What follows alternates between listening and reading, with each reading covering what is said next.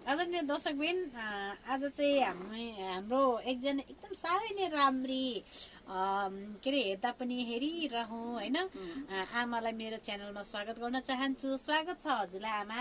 Hello, जय मसी नानी। अनि आमा तपाईँ सन्चै हुनुहुन्छ? सन्चै छ नानी। आमा यो त हलो होइन नि, यो त माएको के आमा?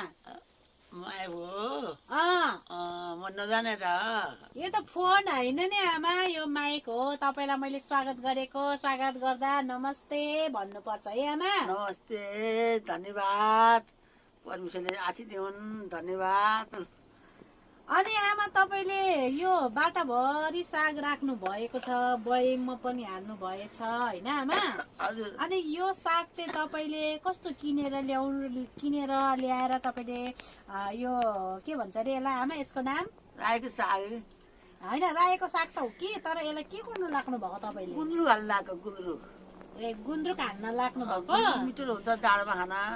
ए अनि आमा तपाईँले नि यो साग चाहिँ तपाईँले किनेर ल्याउनु भएको कि कहाँबाट ल्याउनु भएको आमा? ल्यायो नि बाबु, बारीमा थियो अलिकति कुँडेलमा रोपेको साग रोपेको थियो, त्यही गुन्द्रुक हालेर अलिअलि खाऊँ भनेर नि। अनि आमा यो कुन्द्रुक हो कि कुण्डलो पुण्डलो के भन्नुभएको मैले त बुझिनँ।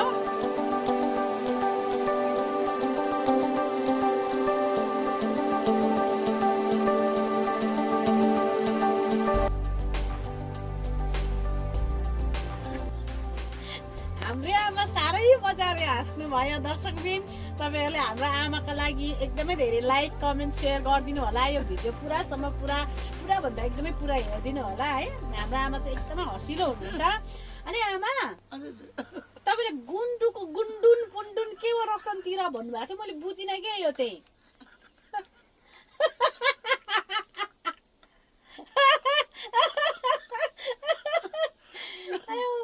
होइन भन्नु न आमा। साग रोपेको थियो भने कुडेल यो कुडेल भनेको चाहिँ के आमा? यो उहिले जमानाको भाका हो।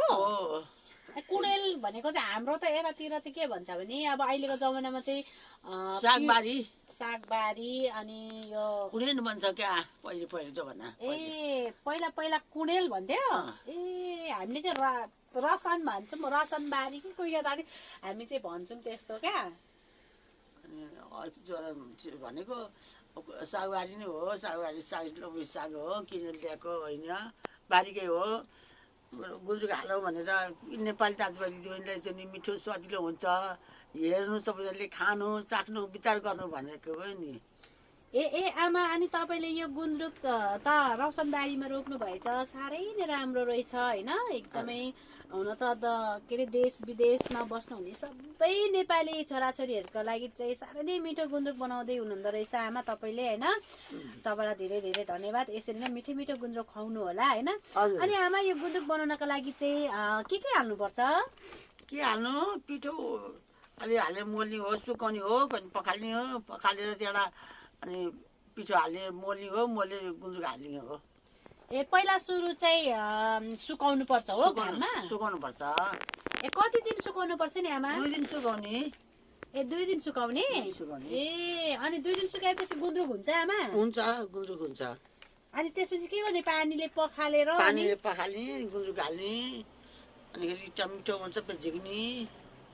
ए अनि कति दिनमा झिक्ने नि आमा गुन्द्रुक? 4 दिनमा। ए 4 दिनमा झिक्ने? ए अनि 4 दिन पछाडि अनि कति अनि घाममा सुकाउनु पर्छ कि पर्दैन त आमा? 4 दिन 5 दिन सुकाउनु पर्छ। 4 दिन 5 दिन सुकाउनु पर्छ? ए भनेपछि शीत खुवाउनु पर्छ। शीत खुवाएपछि मिठो हुन्छ, अमिलो मिठो हुन्छ। ए शीत भनेको चाहिँ यो बिहानतिर पर्छ नि त्यो फुर्र हिङ जस्तो हो त्यस्तो हो आमा? ए भनेपछि आमा तपाईँलाई चाहिँ यो गुन्द्रुक बनाउन कसले सिकायो होला? ए पहिले मेरो आमाहरूले मेरो भाउजूहरूले गर्थे, देखेर जानेको नि। ए तपाईँको आमाहरूले तपाईँको भाउजूहरूले गर्नुहुन्थ्यो? ए अनि त्यही देखेर जानुभएको? ए अनि हामीलाई त आउँदैन त आमा यस्तो बनाउँदाखेरि? आउँछ, सिक्नुपर्छ। ए सिकेपछि आउँछ? है आमा मलाई सधैँभरि यसरी नै गुन्द्रुक हाल्न सिकाउनु है। ल। अनि विदेशमा बस्नुहुने सबै सबै छोराछोरीहरूलाई चाहिँ के भन्न चाहनुहुन्छ? गुन्द्रुक मिठो हुन्छ। छोराछोरीहरूलाई दाजुभाइ दिदीबहिनीलाई सबैलाई नेपालीको राष्ट्रिय गुन्द्रुक तरकारी हो। खानु स्वादिलो हुन्छ, मिठो हुन्छ। त्यो सबै उ गर्नु खानुहुन्छ भनेर विचार गर्नु भनेर चाख्नु भनेर चाहिँ हाल्यो क्या हो नि त। हाम्रो आमा साह्रै नै मिठो पाराले हाँस्नुहुन्छ दर्शकबिन। यो हाँसोले तपाईँहरूको मनमा पनि एकदमै धेरै शान्त मिलोस् होइन। यति धेरै के अरे मनभित्र हृदयदेखि नै दिल खोलेर हाँस्नु भएको छ हाम्रो आमा होइन। यसरी नै तपाईँहरू पनि हाँस्नु होला यो भिडियो हेरेर है। खुसी रहनु तपाईँहरू पनि सिक्नु गुन्द्रुक हाल्नलाई खानु। यस्तै सागपात नफाल्नु।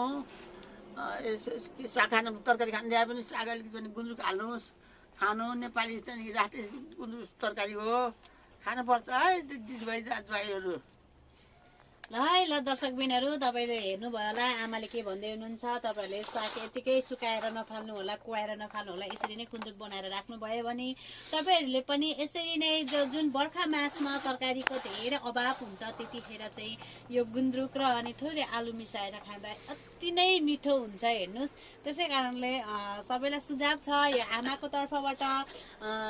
जति पनि देश विदेश सबै ठाउँमा छरिएर बस्नुभएको छ सबैले यो भिडियो चाहिँ हेरेर अनि लाइक अनि सेयर सब्सक्राइब गर्न चाहिँ नभुल्नु होला है दर्शकबिनहरू। हस् त आमा हजुरलाई पनि धेरै धेरै धन्यवाद है। सबैलाई धन्यवाद। परमेश्वरले आशीष दिउन्। नेपाली दाजुभाइ दिदीबहिनीलाई छोराछोरीलाई सबैलाई आशीष दिउन्।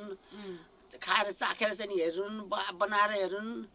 साग किनेर ल्याएर चाहिँ खेल्न फाल्नु, गुन्द्रुक हाल्नु, खानु इच्छा टर्छ।